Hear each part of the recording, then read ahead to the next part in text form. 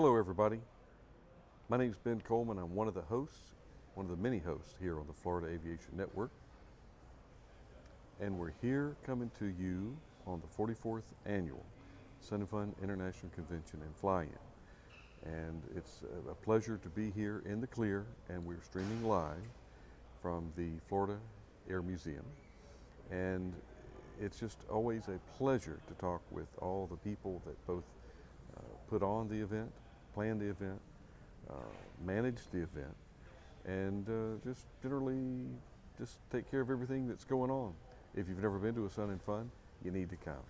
And it's the second largest general aviation extravaganza in the nation, if not the world.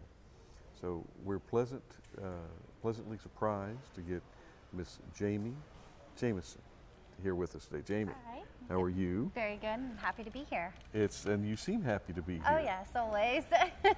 And this is kind of a down, quiet time for you now, isn't it? Because Yes. Jayme is the manager. She manages this facility that we're coming to you here from. But Jayme, tell us a little bit about your job. All right, so I'm the museum manager at Aerospace Discovery, and one of the things that I kind of manage day in and day out is really making sure that our guests have a wonderful time and learn a little bit about aviation while they're here. So throughout the year, I'm constantly working on exhibits, making those interactive and accessible for guests of all ages. And then when Sun and Fun rolls around, I have the pleasure of kind of setting up the lecture series in the museum, as well as preparing the space for all of our visitors that come in, including the Florida Aviation Network. Yeah. So you've had the pleasure of working with Obi for a few days now. Yes, I have. And getting things moved in with Obi and making sure that we've got everything kind of communicated. I especially love this year the live feed camera of the museum, where people can stop and wave at their friends and family across the world. I think that's a phenomenal addition.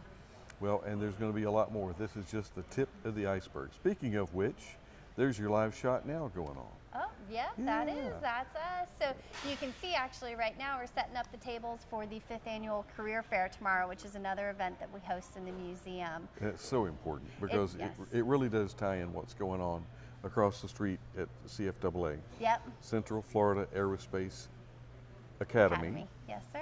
And of course, we're trying to come up with all this used to be just the Florida Air Museum. Yes. And now it's the Aerospace Discovery. Yep. And there's something of excellence. Yeah, so one of the things that we're looking at is really trying to pump up that educational component of Sun and Fun. Of course, everything that we do around here is really to pump energy and integrate the aviation education and prepare tomorrow's pilots and mechanics for career. And so what we have at Sun and Fun on the Expo campus is the Aerospace Center for Excellence. And the Aerospace Center for Excellence is the umbrella in which we do all of our educational activities. So that includes Aerospace Discovery here at the Florida Air Museum, but also our activities in the Piedmont hangar, the summer camps, the youth workshops that go on during the show. You know, Rochelle Floyd, our educator, she's been phenomenal. We have a planetarium on display now that we can have popped up here and talk to the kids, but we can actually take it to the schools. It just folds up into a duffel bag and is completely portable. So we've been really excited to add all of those opportunities underneath the Aerospace Center for Excellence. Wow. And Jayme, I don't know, you mentioned that you have been here since September. Yep. But you've been in kind of the local area, but you were working here earlier. Yeah, so in 2014 I was wrapping up my master's degree in museum studies and living in Polk County, and found this museum and said, you know, I'd like to really come intern for you guys, and they brought me in with welcome arms like they do all their volunteers here. And I was fortunate enough to complete my internship during the 2015 air show. And when I completed that job, you know, there was not really an opportunity here for me available, so I stayed in the region. And I kept knocking on Rob's door saying, you know, when there's an opportunity, let me know. I'd love to come back and, you know, be a part of what we're accomplishing at the Aerospace Center for Excellence. Okay, Jayme, only you and probably Rob know at this point where, I mean, we know where we are today, and I know where this came from. where it started from. Where it started. When it first opened, I was here. It's changed dramatically. Yes. Where is it going from here? I mean, are we going to expand that way, this way, that way, up? Well, so Where there are we is some discussion about, we definitely want to expand our physical footprint. One of the things that we're most proud of underneath the Aerospace Center for Excellence is CFAA. And that school has seen some tremendous growth. Students are increasingly interested in it. And so what we know that means is they're going to need more space. They're going to need more classrooms.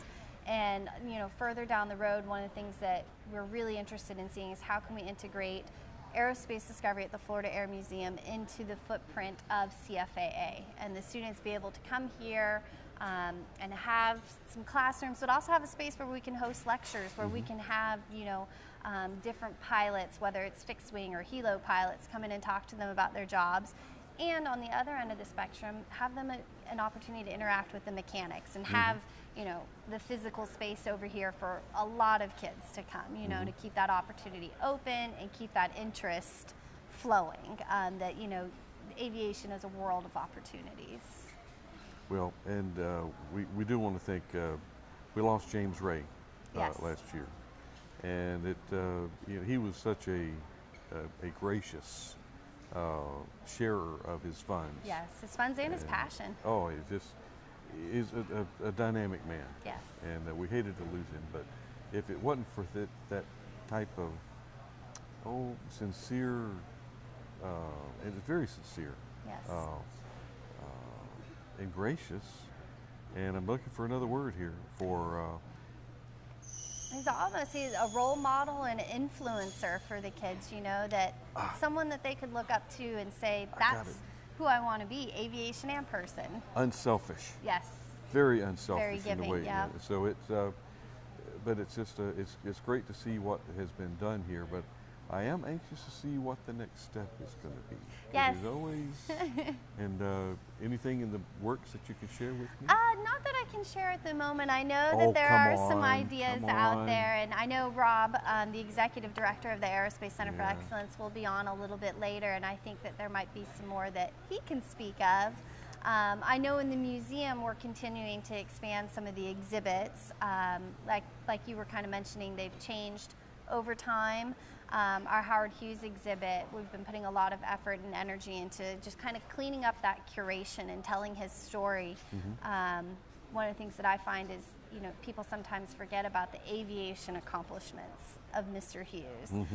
They tend to focus on, what happened towards the end of his life. His eccentric yes, ways. His eccentricities. Yes. And they forget, the significant achievements that he made personally at great personal risk to help further the aerospace and aviation communities.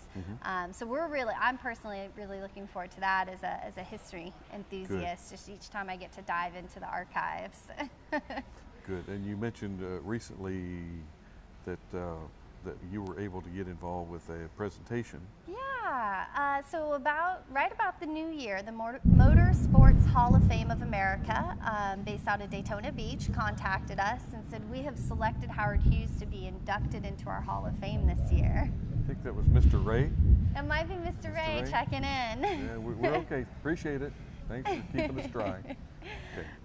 But yeah, they contacted us and they said we've chosen Howard Hughes to be inducted in the Hall of Fame with some other really great, Fred Merkel, who was a motorcyclist, and some other, Jeff Gordon. I'd be remiss if I forgot Jeff Gordon, and just a bunch of great guys, and they couldn't find any artifacts, any pictures, or anyone to speak on Mr. Hughes. And so we were very fortunate. They found us online and said, hey, will you loan us some artifacts to be on display in Daytona? And we said, of course. And they said, will you come and speak on behalf of Mr. Hughes? And so Rob, myself, and then our CEO and president, John Leanhouse, went out to Daytona and just, spread the gospel about Mr. Hughes and the accomplishments he made towards the aviation industry. So we were really fortunate for that collaboration. Jayme, is there anything going on that on the internet? Because I've got to be honest, I haven't been to this website.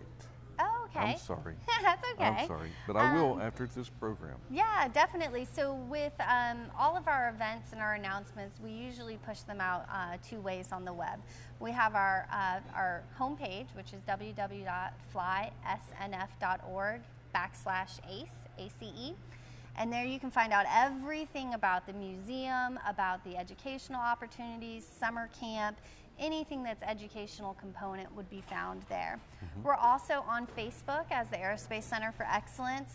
We've currently been in a campaign where every Thursday, for Throwback Thursday, we've been sharing photos from World War I related to aviation, nationally and internationally. I have some British photos that we're sharing as well. And you know, it ties into the 100th commemoration of World War I and really looking at kind of that precipice of aviation and the military and that developing role. And then I believe we are also on Instagram as Aerospace Discovery for those of you that are more into the Instagram. So it's been a really great way to share with our audience and get our story out there as we continue to develop, like you're saying, the Aerospace Center for Excellence within Sun and Fun. And we are members, Melody and I, my wife, so you could become a member. Yes, you can become a member of the museum. We have individual and student levels as well as dual for 2 people and family memberships for up to 4 people. And the really great thing about that membership is not only do you get access to our museum at Aerospace Discovery, but if you're on a road trip with the family in Pennsylvania, we're part of the Association of Science and Technology Centers, which gets you reciprocal benefits at those museums. Some of them might let you in for free, some let you in for a discounted rate.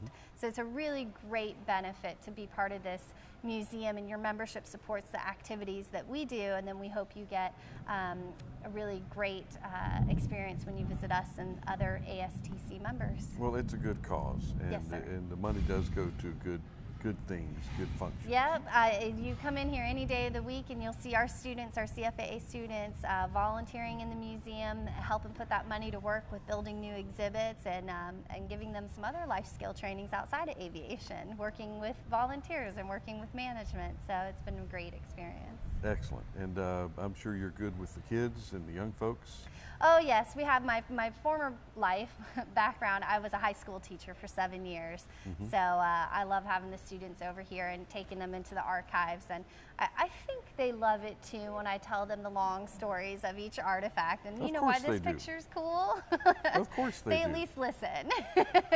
Well, anything to keep their attention these days. Sir. But usually the folks that are across the street and come over here, they're pretty motivated. They're not your average high school student. Yes, they're definitely interested in anything aviation. They jump at the bit to learn a little more about. Well, we're going to have a good time. Yes. And we're going to look forward to helping you keep this activity going. Perfect. And Jayme, I just want to thank you for your Thank you taking very time out much of for your having busy me. day. Oh yes, I was more than happy to, and I'll be looking, I guess, for all of you guys and our guests on the live feed to see everybody checking out the exhibits. And we would be remiss if we didn't say hello to Jim Ging. Yes, One Jim more Ging. say hello to Jim Ging. Hi, Jim Ging. We miss you. Not so much, Jim. No, really, we do miss you. No, sir. I had to do that. I had to do that to you, Jim. We're going to wrap it up now. Perfect. Thank you for having me. Thanks for joining us.